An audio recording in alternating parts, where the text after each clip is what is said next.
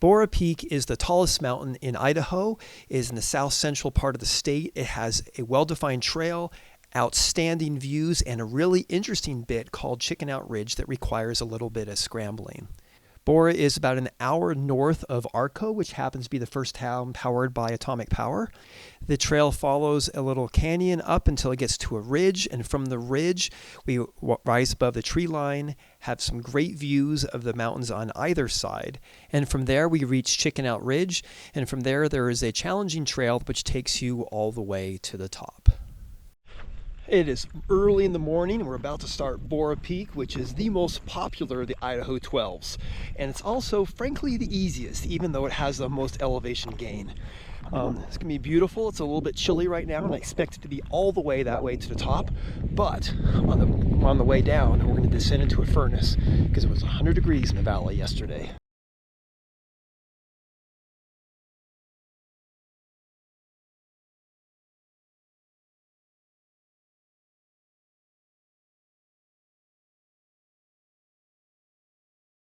The first mile or so of the trail is in the trees, a fairly even gradient. The trail is unmistakable and easygoing, really cleared out right now. But when we get to the ridge in just a minute, it's going to get quite steep.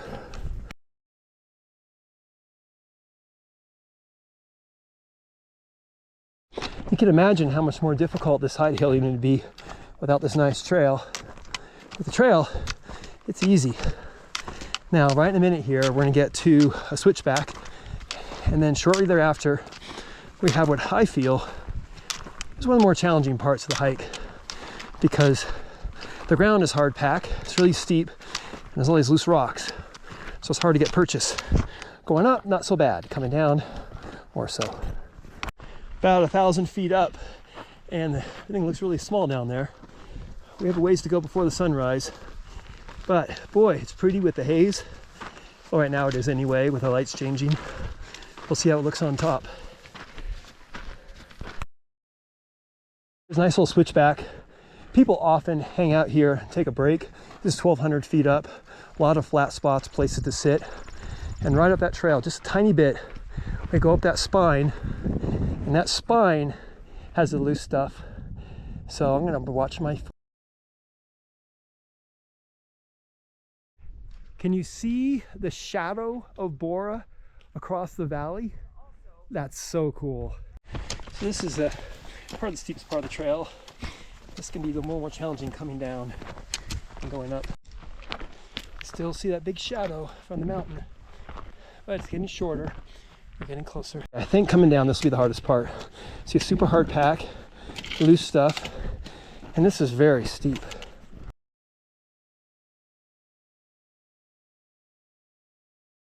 Some people camp here, and this is pretty much the demarcation of the end of the trees, and then we're going to be up in the rocks.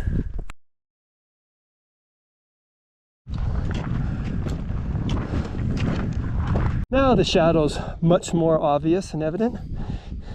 We are 2 miles in and 2,400 feet up, so we are at the halfway point, and this is right where we leave the last of the trees. And from here, then the views are going to get better. Maybe we'll get some sun. Look, after these little micro switchbacks, then we get to this ridge walk. And the ridge walk is super cool because we walk along this cliff band for about a mile.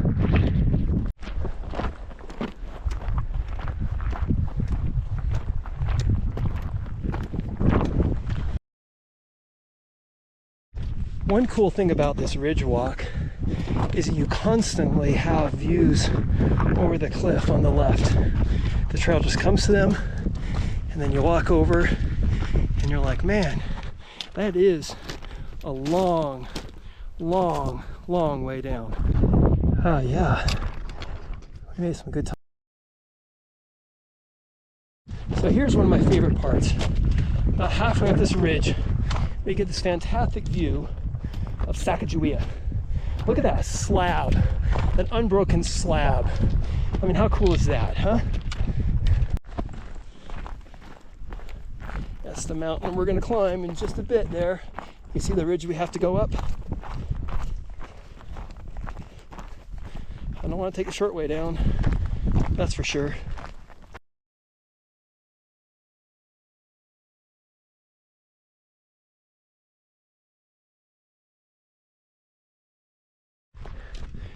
First sun, yes. I just don't get tired of these little cliffs that you can see from on top. And this ridge just is all of them.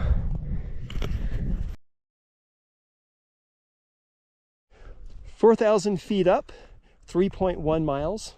So we have 1,300 feet and a little less than a mile left.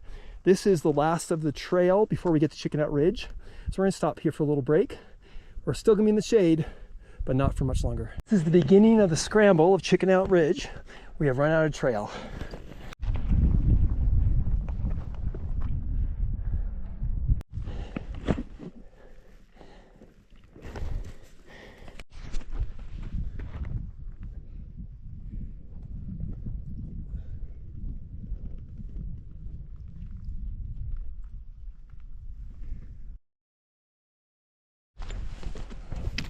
Oh, this is so beautiful.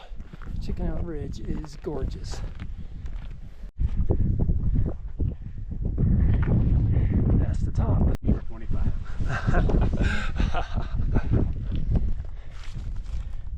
Looking good. Looking good. This is the snow bridge. It is the most dangerous part, and it's here pretty much year round. You know, there's well-defined tracks, but not a place you want to slide. From there, we got the trail, which will take us the rest of the way, and I'll go pretty quickly after that. And there's the summit. All right, this is the snow bridge. The part I like the least, but you can see each foothold is super solid. But you don't want to fall that way, that's for sure. You don't want to fall that way, that's for sure. Once we get here, then I'm going to put my hand to make sure that I have no chance of falling. And now I'm good to go. And that is the most scary part.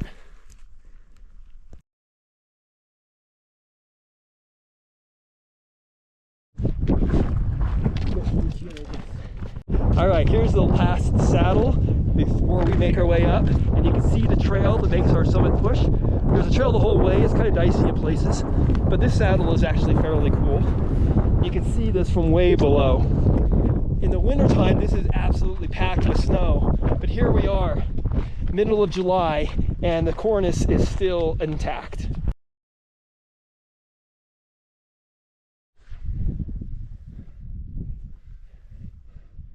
Top's almost there. We decided to take the fun route and go along the ridge, which makes for some fun scrambling. It definitely makes it more interesting. Here we are, the last few feet. Yes, victory. And what a summit it is. We're from down there, and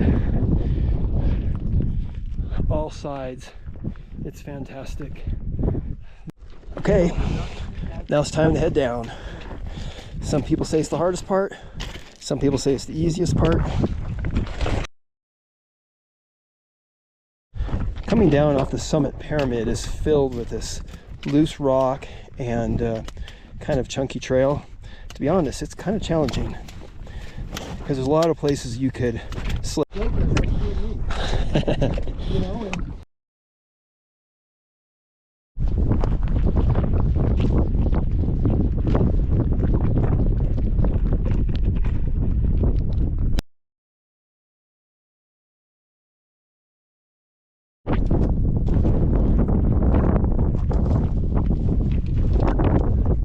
Trail's full of cool little pieces like this. And we're kind of making our way over Chicken Out Ridge. All right, snow bridge across. We have to do that little climb. It's still a scramble, maybe even less, but there's a rope.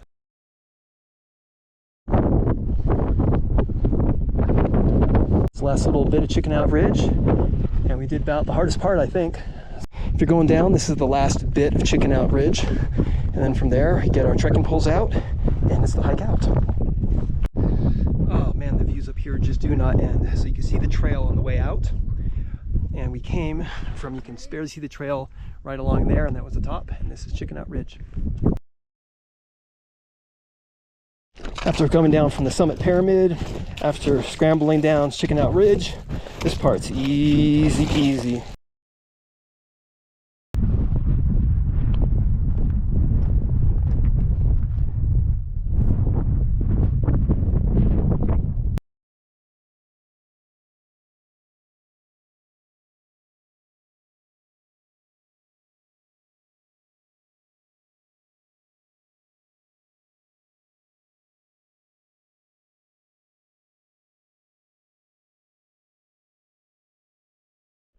Halfway along the ridge is the last flat spot, and someone made a little windbreak for camping. I'm not quite sure I'd want to camp here. I think I'd want to camp further down, but the engineering looks pretty cool, I think anyway.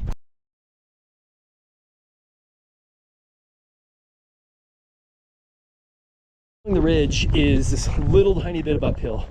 Call it uphill is a bit of a stretch. I mean, maybe you're going to gain 30 feet. But frankly, after walking downhill so much, my legs are thankful for a little bit of a break from all that constant work. And the cairn builders have been working overtime here.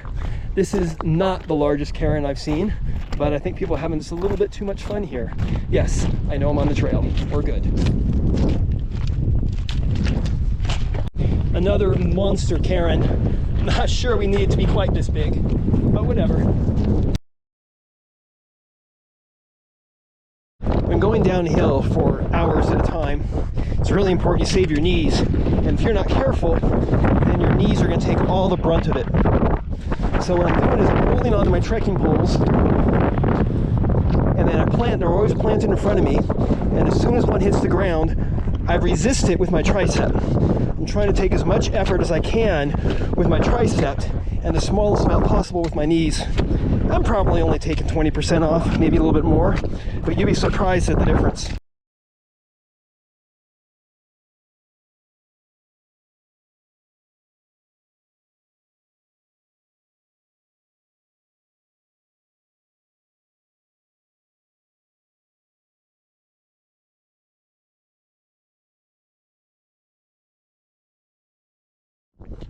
Okay, this part of descent is a little different than before. I definitely want to have my poles in front of me to take the load off. And now I'm spreading them wide because they provide balance, because at any point in time, my feet could slide. And so the poles won't slide. So I kind of want to use them to be back and forth. But I also don't want to trust my feet too much. So you remember when we were 2,000 feet up and 2 miles up, we saw this really cool campsite. So now we have that same campsite on the way down, and if I was going to spend the night halfway up, that'd be a great spot to do it. I mean, look at that, protected from the wind, flat as can be, fire pit right there, perfect spot. Okay, so when we get the trees, there's these switchbacks, and these switchbacks weren't there before. I'm thinking that all this deadfall was put there as a way to obliterate the old trail so that people will take the new switchbacks. And the switchbacks are certainly much more friendly. They're not nearly as steep. You're not going to fall on your keister as much, and probably reduces erosion as well. Thankfully they did it, but you can see the old trail occasionally, like right through here, that has been obliterated. Climb in the morning, then the day gets warmer, but it gets colder from elevation, so pretty much the temperature stays the same. When you descend in the afternoon, you descend into a furnace. It gets noticeably hotter with every step, and today is absolutely no exception. It's supposed to be nearly 100 in the valley, and woo, I'm feeling it. I was a bit chilly on the summit, and right now I'm getting hot. Come down those steep switchbacks, and it flattens out a little bit. Get to this little flat spot, this little saddle with this other rise, and you can see people have a picnic here, or they even camp, and that means you're really not that far. You're done with the steep things, and now it's just a fairly straightforward walk to the end.